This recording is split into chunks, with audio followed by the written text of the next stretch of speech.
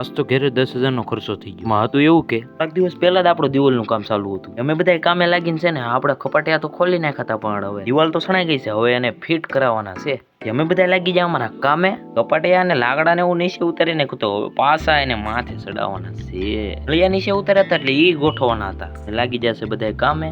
મજૂરને આવવું જોઈએ, ગમે ત્યારે ખર્ચો માથે પડી જાય. તમારે આવું થાય છે જરાક કોમેન્ટ કરી દેજો. દિવાલ ને એવું બધું તો પહેલા સણાઈ ગયું હતું, પણ એક પ્રોબ્લેમ છે. મિસ્ત્રી છે ને એ આવડા કપાટિયા ફિટ કરવાના 10,000 રૂપિયા કે આપણા ઘરેથી ખરે કપાટિયા ફિટ કરતા કોઈને આવડતું છે નહીં, નળિયા ફિટ કરતા કોઈને આવડતું છે. એટલે મિસ્ત્રીને તો બોલાવવો પડે, પણ મિસ્ત્રી સાહેબ તો 10,000 રૂપિયા કે. દિવાલ કેમ સણવી પડે ને કપાટિયા કેમ નીચે ઉતારવા પડે, હું તમને વાવાઝોડાના લીધે છે ને આ લાકડું વચ્ચેનું થોડું ભાંગી ગયું હતું, એને લીધે છે ને આખો કપાટીઓ ને દિવાલ ચણાવી પડી અમારે. થોડું ભાંગી ગયેલું દેખાણું એટલે સારું થયું. તાર ખોડું પડી જાત હાવ કે અમે લાગી જાય કામે ને. અહીંયા હાલતું હતું બપોરનું જમવાનું. બાકી આજના મિની વ્લોગમાં આટલું જ. મોર મિની વ્લોગ માટે સબસ્ક્રાઈબ કરવાનું ભૂલતા નહીં.